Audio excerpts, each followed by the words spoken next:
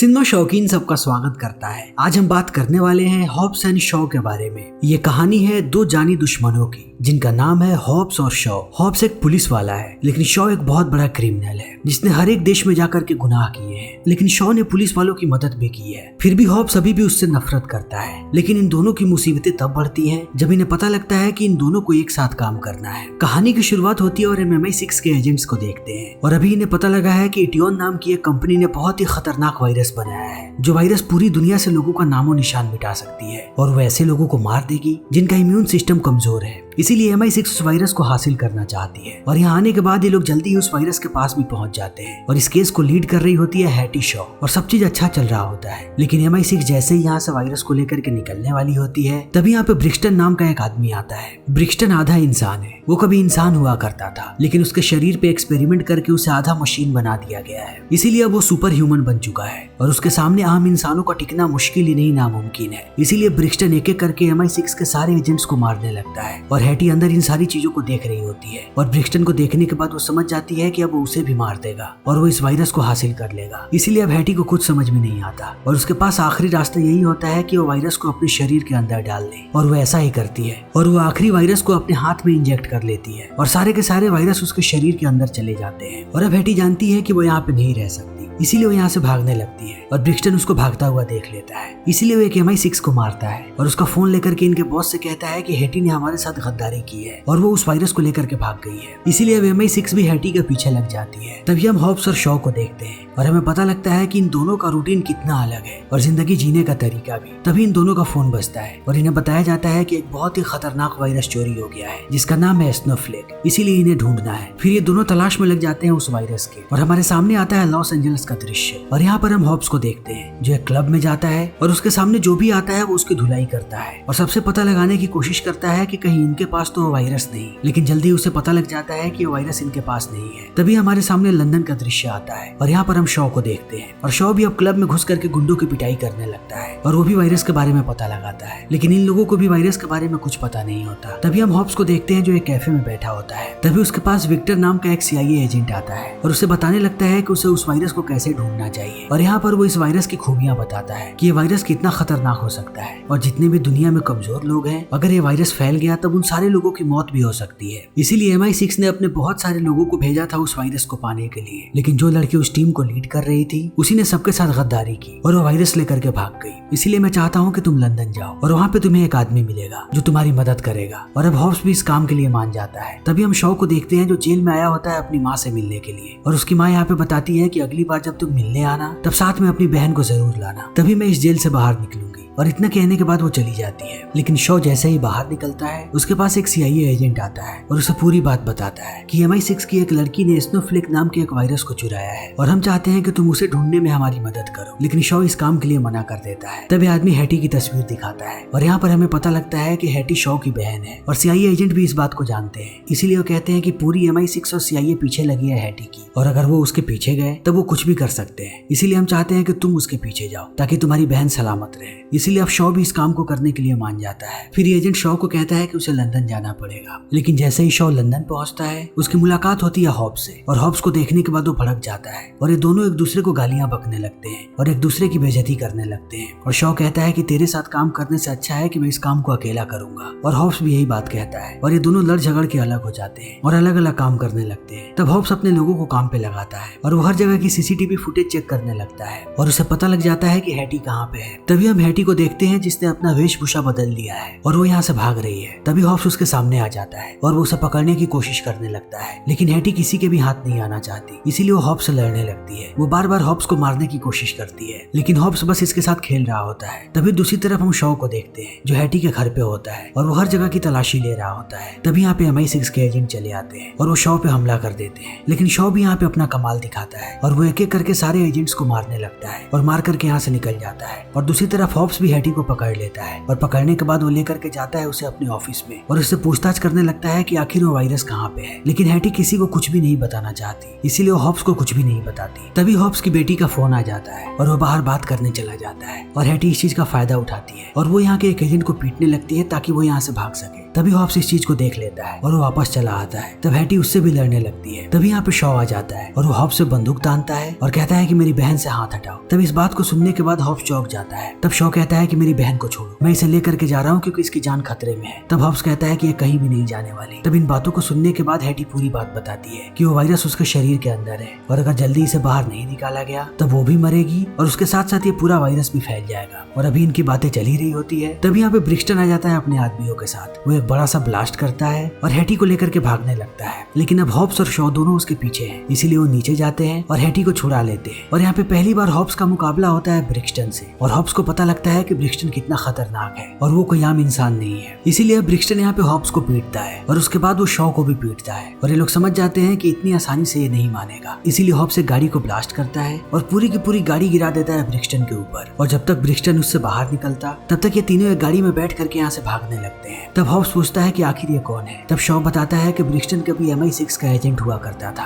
लेकिन कुछ साल पहले मैंने उसके सर में गोली मारी थी और मुझे लगा था कि वो मर गया, लेकिन इटियोन वालों ने उसे जिंदा करके रोबोट बना दिया। तभी हम देखते हैं कि ब्रिक्सटन अभी भी इनके पीछे लगा हुआ है। ये लोग भागते जाते हैं और ब्रिक्सटन इनका पीछा करते जाता है और एक बार फिर से इन्हें समझ में आ जाता है कि ब्रिक्सटन से इतनी आसानी से पीछा नहीं छुड़ाया जा सकता। इसलिए शॉ यहाँ पे अपना कमाल दिखाता है और वो ब्रिक्सटन को चकमा दे करके भाग जाता है। तब ब्रिक्सटन पहुंचता है इटियोन के हेडक्वार्टर में और यहाँ पर हम ब्रिक्सटन को एक कंप्यूटर से इंस्ट्रक्शन लेते हुए देखते हैं और ये मशीन उसे बताती है कि उसे कैसे भी वायरस को वापस लाना पड़ेगा क्योंकि ये लोग पूरी दुनिया से कमजोर लोगों का सफाया करना चाहते हैं। तभी दूसरी तरफ हम इन तीनों को देखते हैं और अब इन्हें समझ में नहीं आ रहा कि आखिर हैटी के शरीर से वो लोग वायरस निकाले तो निकाले कैसे। इसीलिए हॉब्स कहता है कि हमारे पास सिर्फ और सिर्फ एक ही रास्ता है कि हम उस आदमी को ढूंढे जिसने इस वायरस को बनाया है। इसीलिए ये लोग उस प्रोफेसर की तलाश में लग जाते हैं और थोड़े समय के बाद इन्हें वो प्रोफेसर मिल भी जाता है। तब ये लोग उसे किडनैप कर लेते हैं और लेकर के आते हैं हैटी के पास। तब हैटी उसे पूरी बात बताती है और जैसे ही प्रोफेसर को पता लगता है कि हैटी के शरीर में यह वायरस 30 घंटे से था तब वो भी बहुत चक्का रह जाता है और कहता है कि अगले 12 घंटे में हैटी की मौत हो जाएगी अगर उसके शरीर से इस वायरस को नहीं निकाला गया तो। और जैसे ही इसकी मौत होगी उसके बाद ये पूरा का पूरा वायरस हवा में फैल जाएगा और पूरी दुनिया में फैलने लगेगा। तब धीरे धीरे करके सारे लोग मरने लगेंगे। तब ये दोनों पूछने लगते हैं कि आखिर इस वायरस को कैसे बाहर निकाला जा सकता है। तब प्रोफेसर कहता है कि सबसे आसान रास्ता यही है कि तुम लोग इसे गोली मार दो और इसके पूरे शरीर को जला दो और इससे ये वायरस भी खत्म हो जाएगा। तब ये लोग भड़क जाते हैं और कहते हैं कि दूसरा रास्ता क्या है। तब प्रोफेसर कहता है कि एक ही मशीन है पूरी दुनिया में जो इस वायरस को निकाल सकती है और वो मशीन है इटियोन के लैब में, वो भी मॉस्को में। और वहाँ से उस मशीन को निकालना मुश्किल ही नहीं नामुमकिन है। लेकिन अब ये दोनों जानते हैं कि अगर इन्हें हैटी की जान बचानी है तब इन्हें मशीन तक पहुँचना पड़ेगा। इसीलिए अब ये लोग पहुँचते हैं मॉस्को और शॉ मॉस्को में सबसे पहले जाता है अपनी गर्लफ्रेंड के पास जिसका नाम है मार्गरीटा। और मार्गरीटा एक माफिया है और वो दुनिया के सबसे बड़े माफियाओं को लूटती है। लेकिन अब शॉ उसे पूरी बात बताता है। तब ये लोग प्लानिंग करने लगते हैं। तब हैटी कहती है कि हम लोग उसी खेल का इस्तेमाल करेंगे जिसे हम बचपन में खेलते थे। इस खेल में एक शख्स सबका ध्यान बटाता है और दूसरा शख्स वो काम करता है जो वो करने आया है। इसीलिए अब यहाँ पे ये लोग प्लानिंग करते हैं कि पहले ये लोग हैटी को भेजेंगे उनके लैब में और जब सबका ध्यान हैटी की तरफ होगा तब ये लोग अंदर जाएंगे और उस मशीन को बाहर निकाल लेंगे। और इस काम में इनकी मदद करने वाली है मार्गरीटा क्योंकि वही हैटी को लेकर के जाएगी इटियोन वालों के पास। और अब ये सब लोग तैयारी करने लगते हैं और मार्गरीटा हॉब्स और शॉ को बहुत सारे खतरनाक हथियार देती है और रात को हैटी को लेकर के पहुंचती है ब्रिक्सटन के पास और ब्रिक्सटन हैटी को लेकर के जाता है इटियोन के लैब में और अब वो उसके शरीर से वायरस को बाहर निकालने वाला है। और यहाँ पर प्रोफेसर भी होता है और ये लोग अपने काम में लग जाते हैं। तभी हम हॉब्स और शॉ को देखते हैं और प्लानिंग के मुताबिक ये लोग भी पहुंच चुके हैं लैब में और इन लोगों ने चारों तरफ बॉम्ब्स लगा दिया है। फिर ये लोगों को मारते हुए धीरे धीरे अंदर आने लगते हैं। जो भी इनके सामने आता है वो उसे मौत के घाट उतार देते हैं और अपनी प्लानिंग के मुताबिक आगे बढ़ते हैं। लेकिन जैसे ये लोग गेट को खोलते हैं ये अपने सामने ब्रिक्सटन को पाते हैं जो अपने सारे आदमियों के साथ खड़ा होता है। यानी उसे पहले से पता था कि ये लोग आने वाले हैं, इसीलिए अब ये लोग इनके सर पे मारते हैं और इन्हें बेहोश कर देते हैं। तभी दूसरी तरफ हैटी को मौका मिल जाता है और वो लैब के सारे लोगों को पीटने लगती है और उन्हें पीटने के बाद अपने आप को आजाद करवा लेती है और प्रोफेसर को भी। तभी दूसरी तरफ हॉब्स और शॉ को होश आ जाता है लेकिन वो अपने आप को एक इलेक्ट्रिक चेयर से बंधा हुआ पाते हैं और ब्रिक्सटन इनसे कहता है कि अगर तुम लोग जिंदा रहना चाहते हो तब तुम्हारे पास सिर्फ और सिर्फ एक ही ऑप्शन है कि तुम दोनों मुझसे हाथ मिला लो और इटियोन के साथ मिल जाओ और हम दुनिया पे राज करेंगे। लेकिन ये दोनों मना कर देते हैं, इसीलिए वो इन्हें इलेक्ट्रिक शॉक्स देने लगता है और ये लोग दर्द से कराहने लगते हैं। लगते हैं। तभी हॉब्स यहाँ पे हैटी को देखता है और वो समझ जाता है कि उसे क्या करना है, इसीलिए वो शॉ को भी इशारा करता है। फिर ये दोनों ध्यान भटकाने लगते हैं ब्रिक्सटन का। तभी हैटी आकर के ब्रिक्सटन पे बंदूक तान देती है और कहती है कि इन्हें छोड़ दो वरना गोली मार दूंगी। तब ब्रिक्सटन बताता है कि तुम इस बंदूक को कभी भी नहीं चला पाओगे क्योंकि ये बहुत ही एडवांस बंदूक है और इसका एक्सेस नहीं है तुम्हारे पास। और अब वो इन्हें मारने ही वाला होता है। तभी यहाँ पे प्रोफेसर आ जाता है और वो इन पे आग बरसाने लगता है, जिससे सारे लोग भागने लगते हैं और हॉब्स और शॉ को मौका मिल जाता है, इसीलिए वो यहाँ से भागने लगते हैं और सबको मारने लगते हैं। और जब एक गाड़ी से ये लोग भाग रहे होते हैं तभी हैटी इन्हें बताती है कि वो मशीन कौन सी गाड़ी में है। और इस बात को सुनते ही हॉब्स उतर जाता है और वो उस ट्रक के पास जाता है जिसके अंदर मशीन है और उस ट्रक को लेकर के यहाँ से भागने लगता है। और दूसरी तरफ शॉ हैटी को लेकर के भाग रहा होता है और ये दोनों बाहर तक चले आते हैं, लेकिन ब्रिक्सटन इनका पीछा नहीं छोड़ने वाला, इसीलिए वो भी इनके पीछे लग जाता है। ये लोग भागते जाते हैं और वो इन्हें पकड़ते जाता है। तभी शॉ यहाँ पे हॉब्स से कहता है कि तुम हैटी को लेकर के जाओ, इसीलिए अब हैटी शॉ की गाड़ी से कूद जाती है हॉब्स की गाड़ी में। तभी ब्रिक्सटन भी उसे पकड़ने की कोशिश करता है लेकिन वो नीचे गिर जाता है, लेकिन ब्रिक्सटन बहुत ही फुर्ती के साथ उठ जाता है और उसके साथ साथ उसकी बाइक भी, और वो फिर से उनका पीछा करने लगता है। तभी शॉ हॉब्स से कहता है कि वो उसके ट्रक के ऊपर आ रहा है और वो अपनी गाड़ी को लेकर के उसके ट्रक के ऊपर आ जाता है। तभी ब्रिक्सटन भी उसी ट्रक पे आ जाता है। फिर देखते ही देखते ये तीनों लड़ने लगते हैं, लेकिन ब्रिक्सटन इन दोनों पे भारी पड़ता है और वो इन्हें बहुत ही बेरहमी के साथ पीटता है। तभी यहाँ की एक बिल्डिंग नीचे गिर जाती है और ब्रिक्सटन उसके मलबे में दब जाता है और ये लोग यहाँ से निकल जाते हैं। लेकिन जैसे ये लोग बाहर निकलते हैं हॉब्स बताता है कि कुछ मलबा उस मशीन के ऊपर भी गिर गया था, इसीलिए वो मशीन खराब हो चुकी है। तब इस बात को सुनने के बाद सारे निराश हो जाते हैं और हैटी कहती है कि अभी भी मौका है, मुझे मार के मेरी लाश को जला देना, वरना अगर मैं वायरस से मरी और मैं इन्फेक्टेड होकर के मरी तब ये वायरस पूरी दुनिया में फैल जाएगा। लेकिन शॉ इस बात के लिए नहीं मानता। तब हॉब्स कहता है कि हमारे पास बस एक ही रास्ता है कि हम इस मशीन को ठीक करवाएं, और मैं एक बंदे को जानता हूँ जो इस मशीन को ठीक कर सकता है और वो है मेरा भाई जोना। इसीलिए अब तुम लोगों को मेरे घर चलना पड़ेगा समोआ में, लेकिन मेरा भाई बहुत ही खतरनाक है और अब वो लोग मुझे पसंद नहीं करते, इसीलिए पता नहीं वो लोग मुझे देख के क्या करेंगे, लेकिन वही हमारी आखिरी उम्मीद है। और इतना कहने के बाद ये तीनों निकल पड़ते हैं समोआ की तरफ और अब हमारे सामने आता है समोआ का दृश्य। और हॉब्स पहुंचता है अपने घर, लेकिन वो जैसे ही दरवाजा खटखटाता है उसका भाई जोना सामने होता है जो उसे पीटने लगता है और उस पर गुस्सा करने लगता है और कहता है कि जब से तुम घर से भागे थे तब से तुम आज शक्ल दिखा रहे हो। तभी यहाँ पे इनकी माँ आ जाती है जो चप्पल फेंक करके मारती है जोना को और कहती है कि अपने भाई से तमीज से बात करो, अगर उसे कुछ चाहिए तो हम उसे जरूर देंगे। तब हॉब्स यहाँ पे पूरी बात बताने लगता है, लेकिन जोना उसकी मदद करने से मना कर देता है। तब उसकी माँ कहती है कि तुम्हें अपनी भाई की मदद करनी पड़ेगी क्योंकि हम यही करते हैं, हम एक परिवार हैं। तब जोना भी इनकी मदद करने के लिए मान जाता है। तभी हम ब्रिक्सटन को देखते हैं और उसे मशीन से ऑर्डर मिलता है कि वो सारे लोगों को खत्म कर दे और कैसे भी वायरस को लेकर के आए, इसीलिए वो वहाँ से निकलने लगता है और जल्दी उन्हें पता लग जाता है कि ये सारे लोग समोआ में हैं। तभी हम जोना को देखते हैं जो उस मशीन को ठीक करने की कोशिश कर रहा है, लेकिन हॉब्स को पता है कि वो लोग जरूर यहाँ पे आएंगे और शॉ को भी, इसीलिए ये लोग भी तैयारी कर रहे हैं उनका मुकाबला करने की। तब शॉ यहाँ पे हथियार के बारे में पूछता है और हॉब्स कहता है कि हमारे पास बहुत हथियार है, लेकिन वो जैसे ही अलमारी को खोलता है वो देखता है कि यहाँ पे सिर्फ लकड़ी के डंडे हैं और सारे के सारे हथियार गायब हैं। तब उसकी माँ बताती है कि उसने सारे हथियारों को फेंक दिया क्योंकि हथियारों से कभी किसी का भला नहीं हुआ है और हमेशा ही लोगों की मौत हुई है, इसीलिए हम मर्दों की तरह सिर्फ इसी से लड़ेंगे। तब शॉ कहता है लेकिन उनके पास बहुत ही खतरनाक हथियार है। तब हैटी कहती है कि उनके हथियारों को मैं हैक कर सकती हूँ क्योंकि उनमें चिप लगे हुए हैं, और इतना कहने के बाद वो हथियारों को हैक करने लगती है। तब वो बताती है कि मैं सिर्फ उन्हें 6 मिनट के लिए हैक कर सकती हूँ, लेकिन 6 मिनट के बाद वो फिर से गोली चलाने लगेंगे। तब हॉब्स और शॉ कहते हैं कि 6 मिनट हमारे लिए काफी होगा। तभी जोना कहता है कि मैंने मशीन को ठीक कर दिया है और अब हम तुम्हारे शरीर से वायरस को बाहर निकाल सकते हैं। और इतना कहने के बाद वो मशीन को एक्टिवेट करता है और धीरे धीरे वायरस निकलने लगता है हैटी के शरीर से और सब लोग बहुत ही ज्यादा खुश होते हैं क्योंकि थोड़ी देर में वो सारा वायरस निकाल देंगे। तभी इन्हें पता लगता है कि ब्रिक्सटन अपने सारे आदमियों के साथ यहाँ पे आ चुका है और अब वो बाहर से इन पे हमला करने वाला होता है। तभी इनके सामने हॉब्स आता है अपने परिवार के कपड़े में और देखते ही देखते उसका पूरा परिवार यहाँ पे आ जाता है और सारे लोग लड़ाई करने के लिए तैयार हैं। और अब धीरे धीरे ब्रिक्सटन की गाड़ियां ब्लास्ट होने लगती हैं क्योंकि इन लोगों ने हर जगह बॉम्ब फैला रखा है। फिर इनके बीच घमासान लड़ाई होने लगती है और ब्रिक्सटन की टीम कुछ नहीं कर पाती क्योंकि उनके सारे हथियारों को हैटी ने हैक कर लिया है, इसीलिए अब ये सारे लोग उन्हें बहुत ही बेरहमी से पीटने लगते हैं और जो भी इनके सामने आता है